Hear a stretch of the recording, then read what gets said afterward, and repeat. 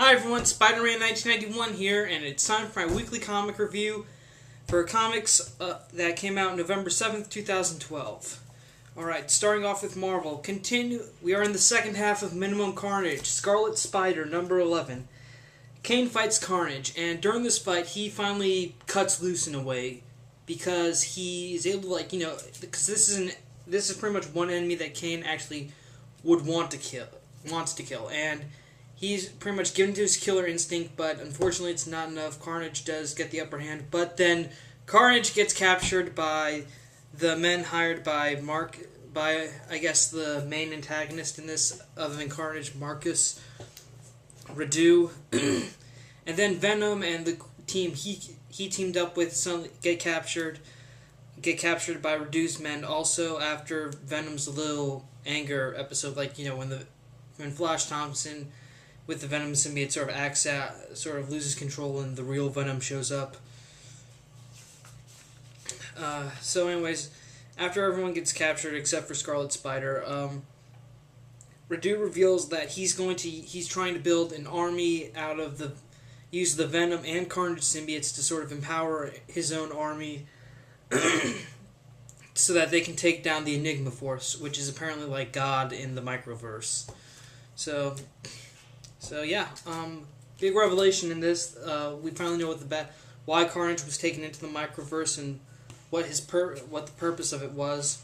And not only do they have one symbiote, but now they have two. So the only question that remains is how exactly were they going to spread two symbiotes across the entire army? So yeah, Minimum Carnage is pretty good. It's very fast. It's moving at a steady pace. You get good information, and this was a very interesting issue because both Venom and Scarlet Spider could kind of lose control in that. In this case, Kane letting his killer instincts take over, and for Venom is losing control of the symbiote and becoming like full Venom again. So yeah, very very nice story. If you are reading this, I'd say keep reading it because it's great. If you haven't read the first half yet, I recommend finding those issues, then starting to read this. But if you can't find them, then I say just wait for the trade. Okay, moving right along. The series finale to Avengers Academy. That's right, this is the final issue. Basically, the teachers decide to promote the kids to third grade Avengers, which means they have, beta level security, and they also want the kids now to run their own little facility. And right when they do announce their promotion, the students reveal that they know since the very first issue that they were chosen because they weren't the best, but because they had the biggest potential of becoming supervillains. And of course, when the adults hear this, they're just like, okay, yeah, that's what we thought at first, but over time, you kids have proven time and time again that you really are the heroes of tomorrow. And so, Giant Man now wants to help take the idea of Avengers Academy and expand it worldwide to help other metahuman kids. And so pretty much and he also wants Reptile to lead the new facility with Jocasta just serving as an advisor. So, it's kind of like the kids are running it. However, even though Vale, or Maddie, I guess, since she lost her powers, still is kind of on the team now, even after the whole Briggs incident, Giant Man says that she can't technically join the team now, because even if she does, she would have to be on staff because she doesn't have any powers anymore, and also now, in order to be on the staff, she has to be at least 18 and get her high school diploma. So she's back in high school. Not a bad issue, though. Not a bad finale. It seems like, obviously it went back to the original idea way back in the first issue was that, the kids thought they were chosen because they were the best, but in reality they were chosen because they had the biggest potential to becoming supervillains. And, well, that issue is finally addressed with the teachers in this. And it's very nice. I would say if you've been reading this since the very beginning, you should pick it up because it is a nice finale.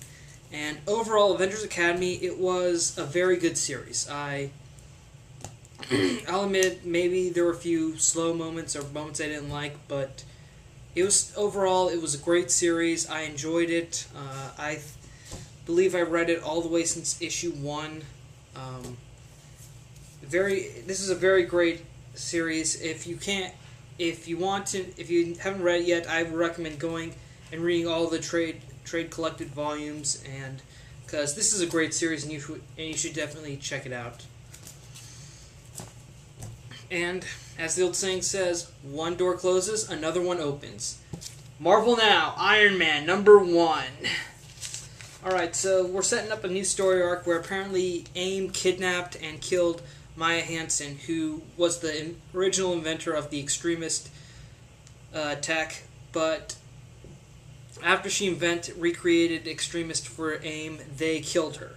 But right before her death, she sent like this little failsafe message that alerted Tony Stark that extremist is now back on the market, and so Tony suits up and he goes to an AIM presentation where they're trying to present that they have extremists and stuff, and he takes them all out and discovers that AIM already made it 4 sales of the extremist tech. So now Tony's objective is to track them all down and finally stop extremists from being abused once and for all. I say that this is a very great issue. In the beginning, you do kind of get into the head of Tony's the way the writer Kieran Gillen sort of sets it up in the beginning is kind of how Tony thinks, and it's a very nice little inner monologue of how Tony says to himself like he doesn't really believe in God or himself, but he just believes in the future and that humanity can do anything to achieve it. So yeah, it just helps reinforce the idea that Tony is a futurist. Oh, also, if you're wondering about what the new armor is, it's basically some sort of metallic putty that he's able to keep in his briefcase, and it's really funny. And it's really funny how Tony sneaks into AIM's presentation in disguise. I don't want to give it that away because it's kind of fun. It's kind of like you're just like, wait, that's all he did, but it's kind of funny at the same time. But the suit itself, Tony was able to just sneak it in because it's just some metal putty that he put in a briefcase, and then he's also able to somehow control it, again, like Extremist, and use it to make these sort of prototype suits, which I think is going to explain why we're going to see a ton of new armors over the course of the next few issues. But yeah, as far as why when he wore the armor he chose black and gold instead of red and gold, that's not really addressed. But this is a great issue. Really another great Marvel Now book starting off here. I would highly recommend this to Iron Man fans, especially if you loved Extremist, because I think because this is sort of a sequel to, because it feels like this is a sequel to Extremist.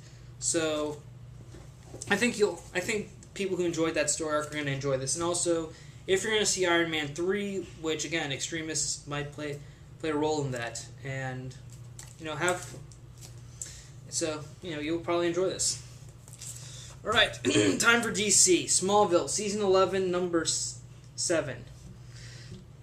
Mr. Freeze. Okay, basically, Mr. Freeze encases Batman in ice, and then he kills Joe Chill. And then the prankster shoots Superman with kryptonite bullets.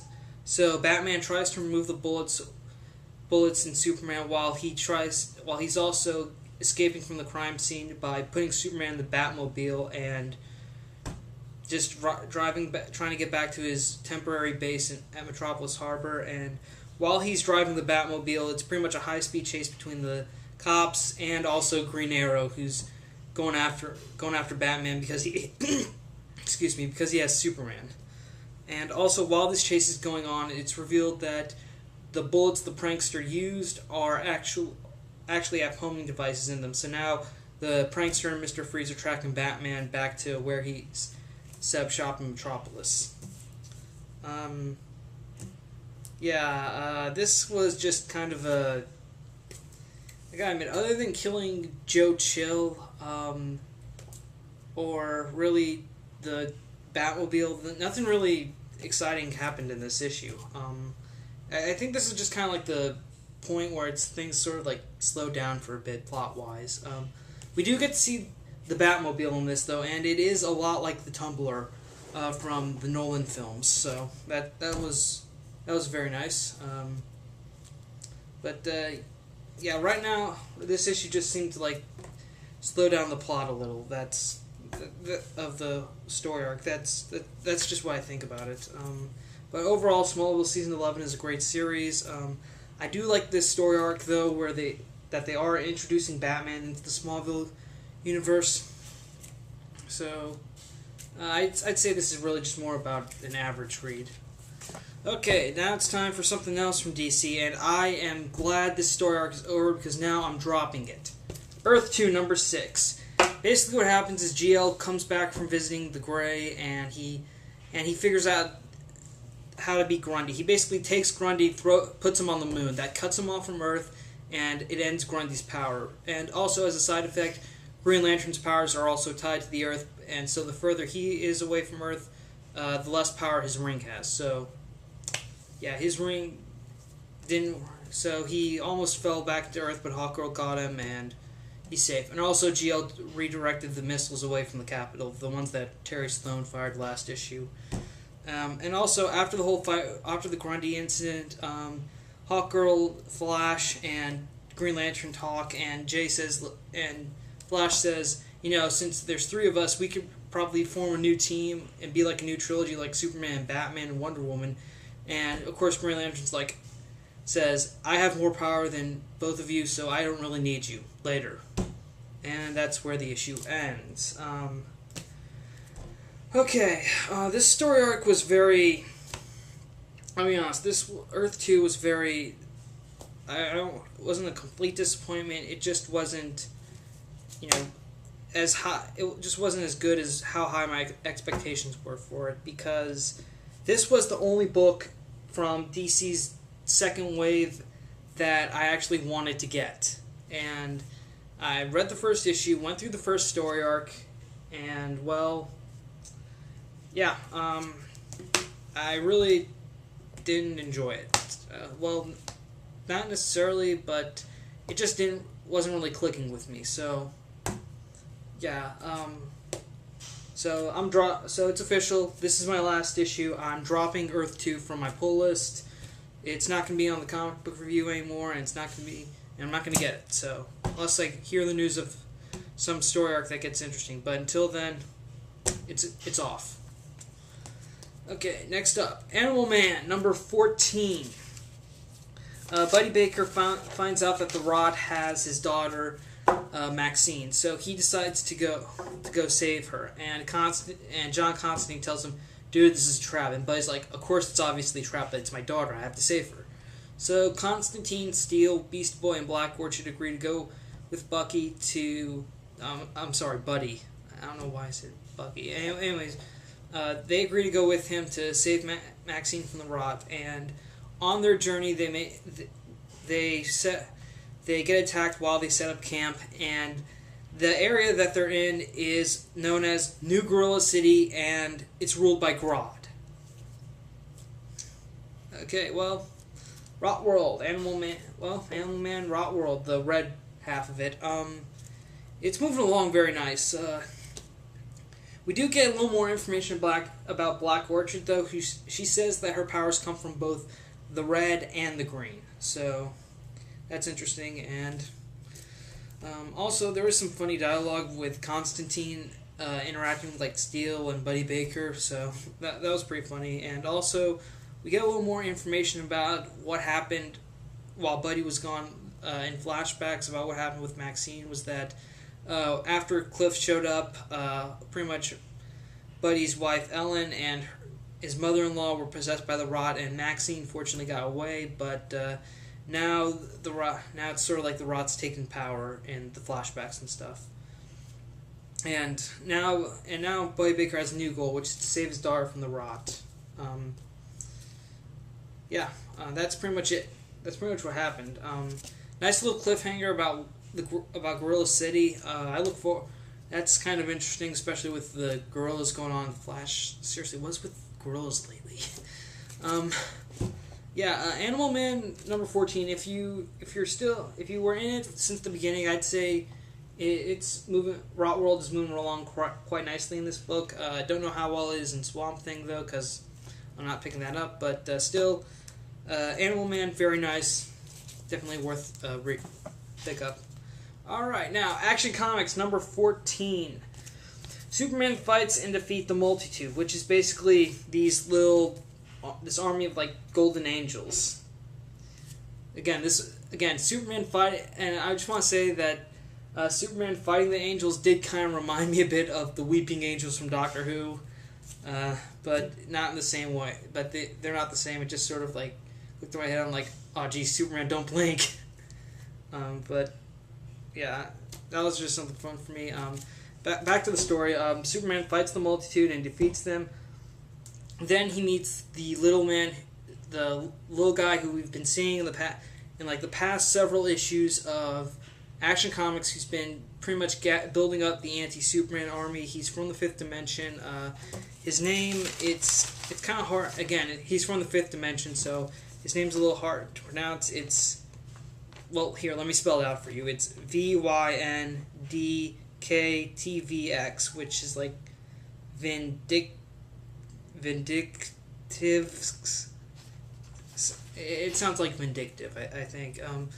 But yeah, Superman's finally aware of the little man's presence and what he's doing. So that's where the main story ends. In the backup feature or secondary story in this, Superman meets with some astronomers, and apparently he's been doing this. This is like a weekly thing for him. He's been meeting with them for a number of times, and he's been trying to find Rao, the son of Krypton, so that he can figure out where his planet was located. And and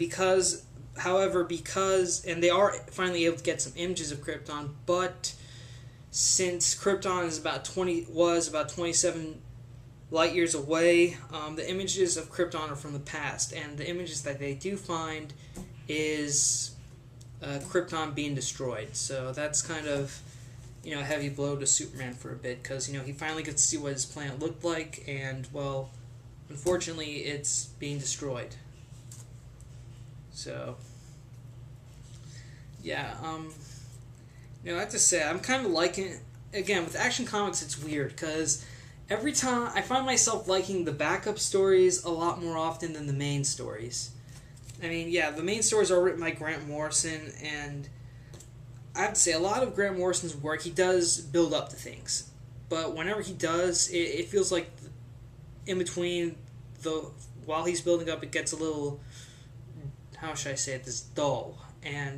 But usually whenever we get to the big moment, it usually pays off. So, and besides, Grant Morrison is only going to be writing Action for about 2 more issues, so, I'll wait till his run ends, until I decide whether or not I'm going to keep Action Comics or not. But, yeah, still, Action Comics, very nice backup story. I don't think that's enough to get it, because, well, it's only the book's about $4, so I don't really think that's enough of a good price to pay for just half the book. So, if you want, you can get Action Comics if you have the extra $4. If not, I'd say pass. Alright, now for the last comic. Green Lantern number 14. The Justice League confronts Simon Baz about how he got his Green Lantern ring, because the League is aware that in order for someone to get a Green Lantern ring, the previous Green Lantern has to die. And it's funny because when Batman says, like, in order to get the ring, a previous Lantern has to die, and Flash says, I hope it's Guy Gardner. So that was kind of funny. And also, Baz says he has no idea how he got the ring and he doesn't know who died. So when they try to remove the ring, though, some sort of security device activates, and suddenly images of Sinestro surround them all, and Baz escapes. And later, after Simon is able to sort of get duck and cover, he meets with his sister, and she gives him the information about the person who built the bomb in the van that Simon stole last issue, a couple of issues ago, where he was framed for being a terrorist. And so now Simon has a little more information about who built the bomb, so he can clear his name. And also in the Dark World, where Hal and Sinestro are walking until suddenly they run into a hooded, cloaked figure who says that Sinestro must pay for his crime. And the issue ends with Hal Jordan asking Sinestro, "What the hell did you do this time?" So, okay, Green Lantern number 14. Well, the new Green Lantern has met the Justice League. Needless to say, that did not go well for him. And also, but his own personal sort of mission in this, where he wants to clear his name, it's progressing a little. I'll say that. And also, as far as how this ties into Rise of the Third Army, well, not much, except we do see the Guardians talking about how their plan's going well to assimilate the entire galaxy and destroy free will. And also we get Blackhand sort of talking to one of the and we get Blackhand sort of talking to one of the corpses of the Guardians of the original First Lantern prison, which he's stuck in, about what's going on. But that's pretty much it for Green Lantern. If this is your only tie, I mean, this is pretty much the only tie into Rise of the Third Army I'm going to get now. But this was just pretty. I don't think Simon Baz got a lot in this issue, because I mean, I'd say like maybe he got at least, I think, 1/3 of the issue was Simon Baz, and the other third was the Guardians. Then the last few pages were the Hal and Sinestro in the Dark World, though. I kind of wish they would just divide devote half the book to Hal and Sinestro and what's going on there, and the other half to Simon Baz, and that's pretty much it. But unfortunately, that's not it. I don't think Baz is given enough screen time, sort of pages in the book to sort of flesh out his story, and that's pretty. And I think that's unfair, since they're trying to introduce this new character, and he's not, getting enough time in his own book about to sort of progress his own story arc in a way. All right, well, that's it. Short rundown. Green Lantern number 14. Simon Baz is confronted by the Justice League. Hal and Sinestro's journey in the Dark World continues.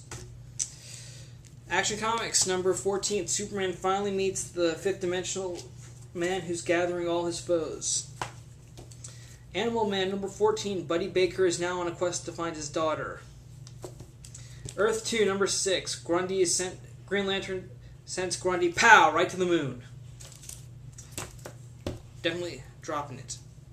Smallville, season 11, number 7. Batman saves Superman's life while driving the Batmobile in the middle of a high-speed chase.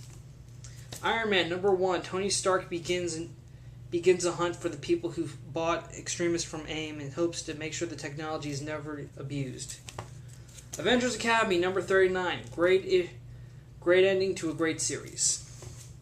And Scarlet Spider, number 11. Minimum Carnage is still continuing. We finally know what the bad guy wants Carnage for. And that's pretty much it. Before I go, 2 weeks notice, I'm not going to be doing a review the week of Thanksgiving, which would be November 21st, 2012. So, there's not going to be. I'm not going to upload a weekly comic review that week. Sorry. So there's your 2 weeks notice. Thank you for watching. Thank you for subscribing. Thumbs up. Anyone else who has subscribed, thank you. Thank you again for being subscribed. Spider-Man 1991 saying see you later.